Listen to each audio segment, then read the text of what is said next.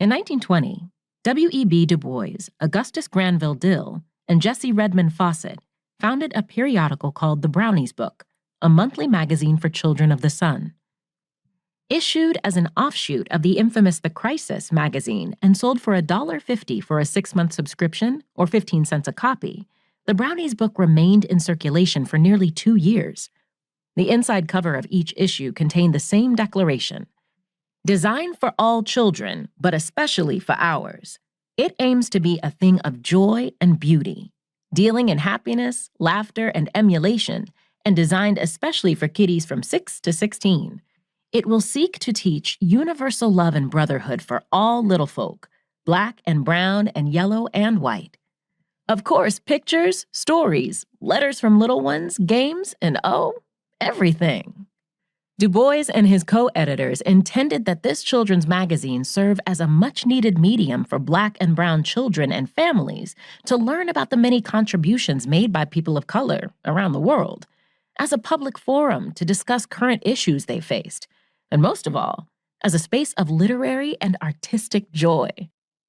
In a call to generate a sense of pride and awareness among the children of the sun worldwide, Du Bois announced the aims of the newly created Brownies Book in a 1919 issue of The Crisis. 1. To make colored children realize that being colored is a normal, beautiful thing. 2. To make them familiar with the history and achievements of the Negro race. 3. To make them know that other colored children have grown into beautiful, useful, and famous persons. 4.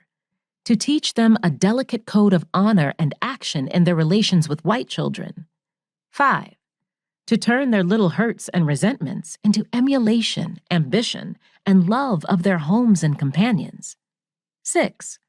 To point out the best amusements and joys and worthwhile things of life. 7. To inspire them to prepare for definite occupations and duties with a broad spirit of sacrifice. In his role as editor-in-chief of the Brownies Book, Du Bois would reach out to Black creatives of his time and ask them to contribute a piece of their best work to the periodical so that Black children would know that they are thought about and loved. He also solicited submissions from unknown creatives to give them an opportunity to publish their work. For example, it was in the Brownies Book where the young Langston Hughes would first publish his works. In time, Du Bois, Dill, and Fawcett brought on the prolific artist and teacher Hilda Rue Wilkerson as the magazine's art director and illustrator.